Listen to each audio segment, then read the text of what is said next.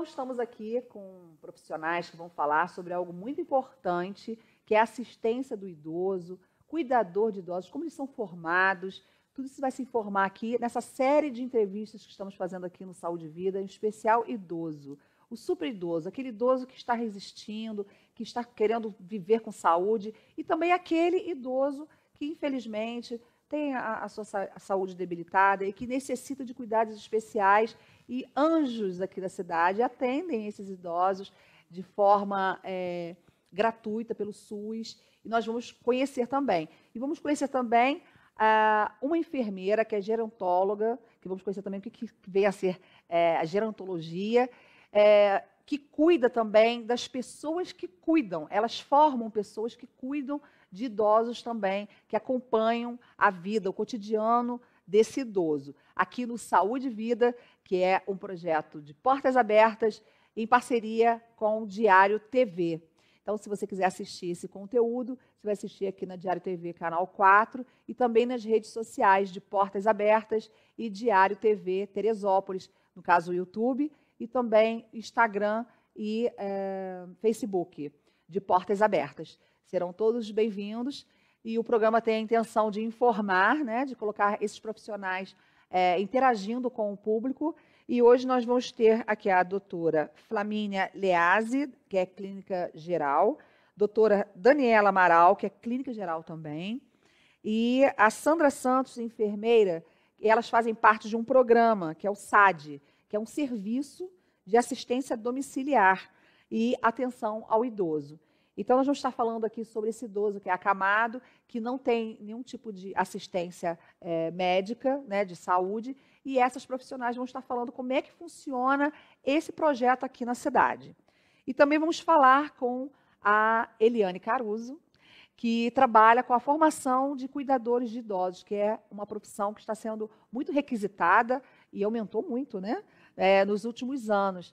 E está sendo muito requisitada porque o idoso está vivendo mais. E o idoso vivendo mais, ele tem que também ter pessoas qualificadas e mais qualidade de vida, e também programas, né? Programas assistenciais como esse que a gente vai abordar aqui hoje. Sejam todas bem-vindas, né, ao nosso programa.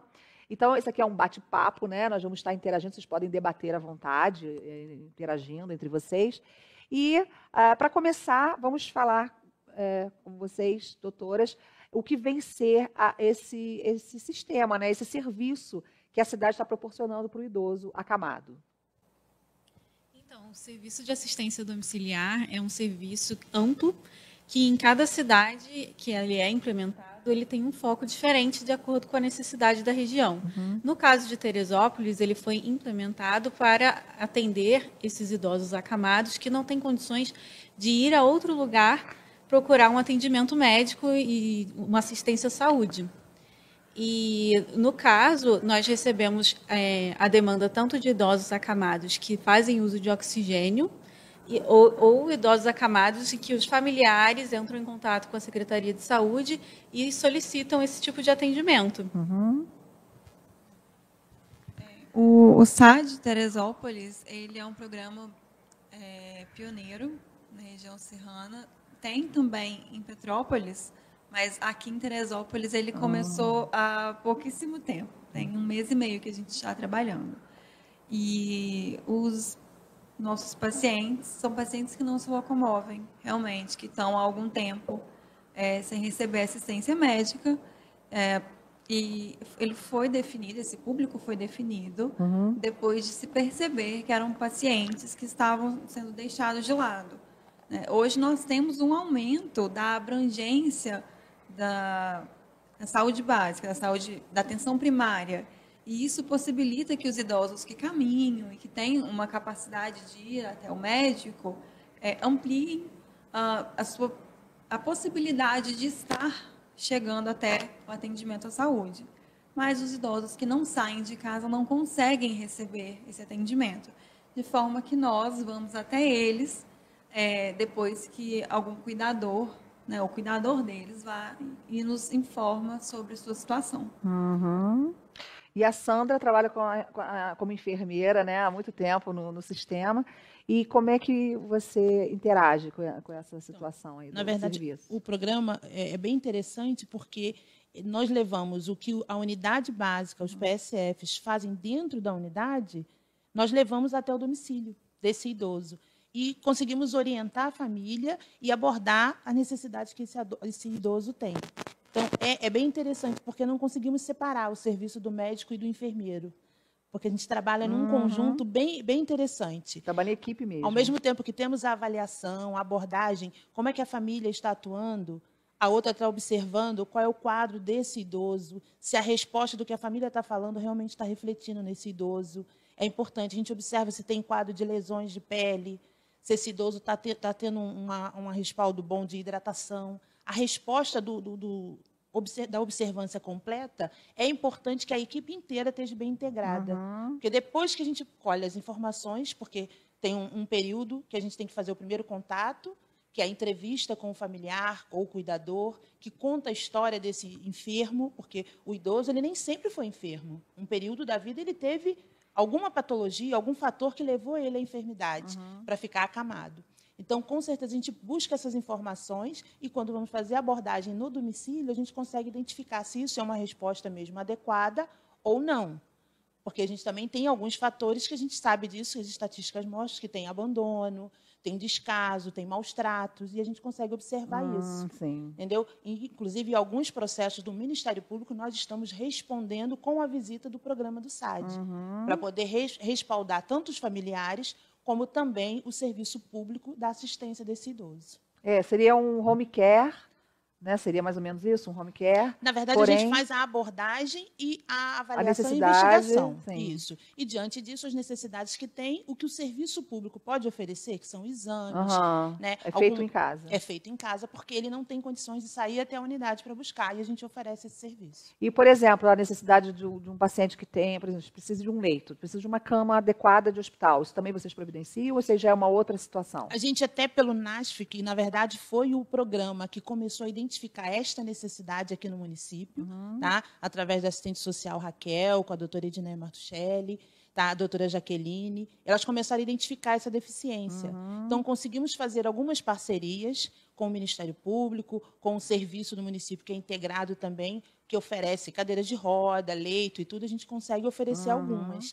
Tá? O leito é um pouco mais complicado, mas existem meios que a gente pode orientar também ao familiar para que possa adaptar o ambiente familiar, para que possa dar uma assistência adequada para o paciente. E, atualmente, quantos pacientes estão sendo atendidos em Teresópolis? Pequeno tempo, a gente se deu conta de que a gente tinha quase 100 pacientes atendidos. Entre pacientes da oxigenoterapia, a demanda espontânea que chega até nós, aqueles já entrevistados e os que já estão agendados para as próximas semanas, 1 mês e meio, 100 pacientes. É um número muito alto, visando que a gente vai até o domicílio. Muitas vezes a gente procura o local que o paciente mora, não é muito fácil de achar. A gente tem que observar a relação interfamiliar, e isso gasta um tempo, conversar, saber como é essa interação entre eles, como que é a família, quem dá a medicação, o que é que ele come, o dia a dia, né? A vivência desse paciente no seu habitat. E para tão pouco tempo é um número expressivo. E isso é bem interessante.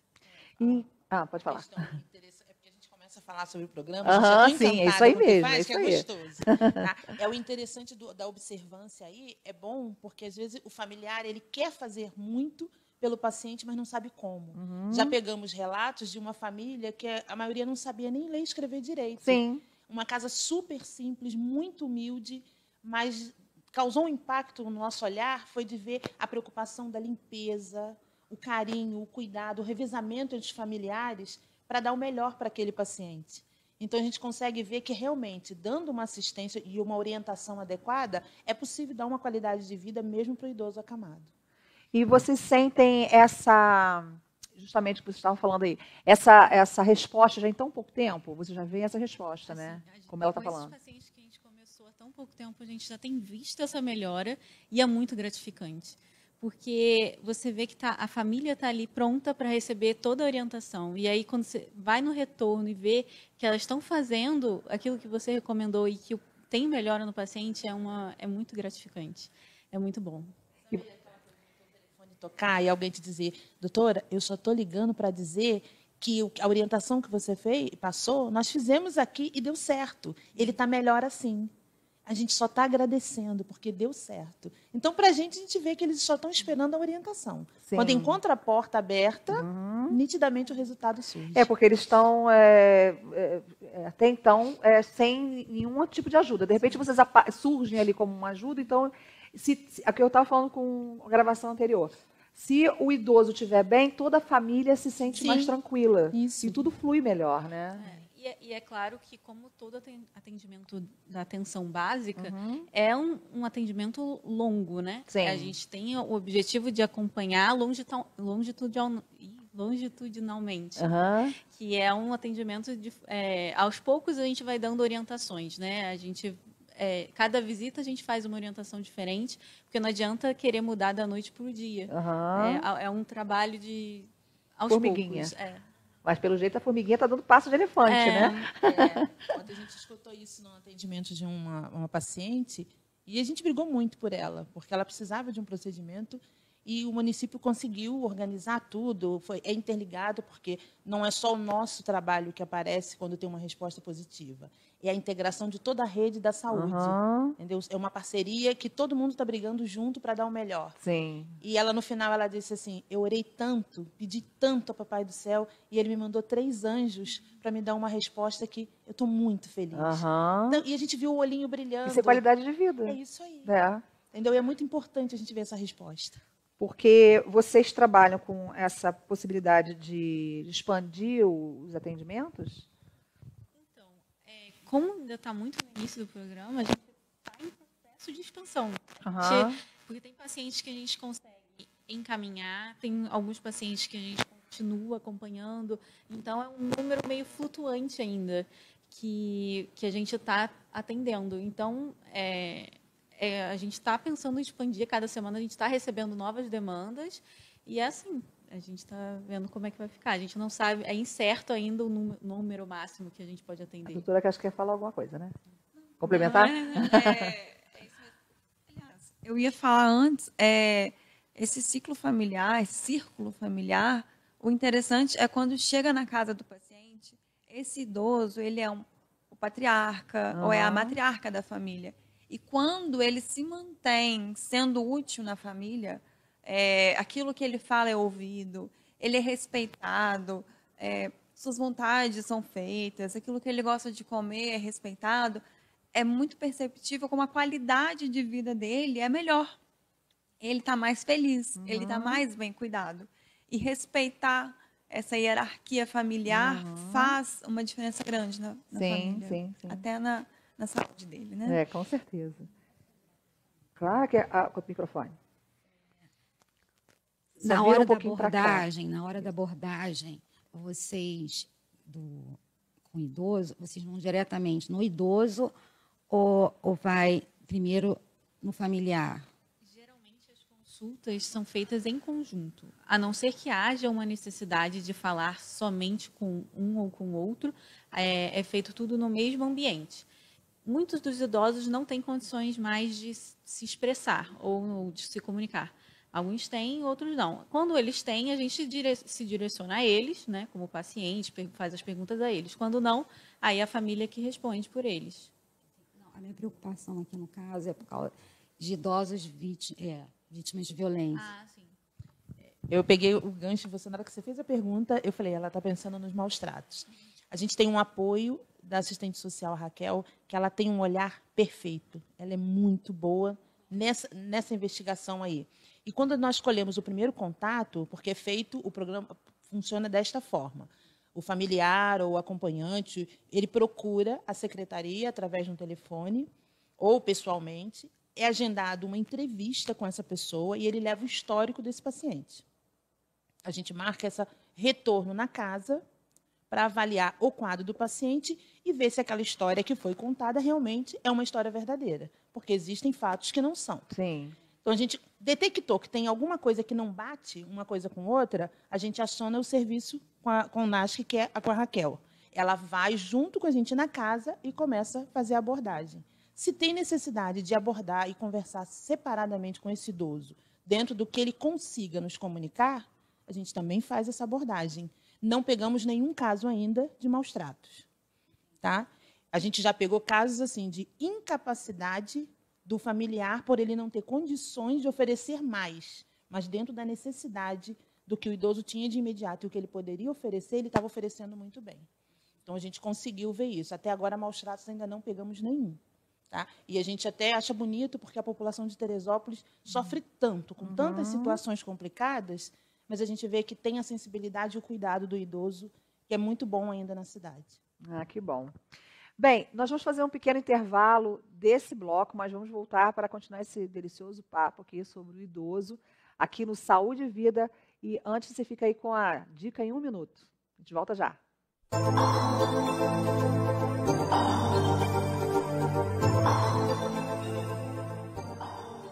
Olá, hoje a dica é os cuidados do couro cabeludo.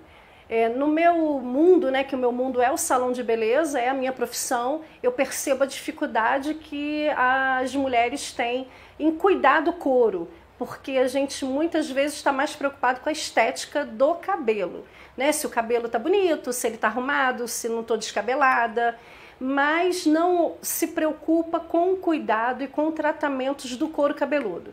Descamação do couro, oleosidade excessiva. Uma dica passada eu falei sobre a lavagem mais constante desse couro, mas a minha dica é sobre descamação. Se você está apresentando descamações, procure um médico, procure um especialista, porque pode ser uma irritação de algum produto, de algum shampoo que você está usando, e isso vai te causar queda capilar.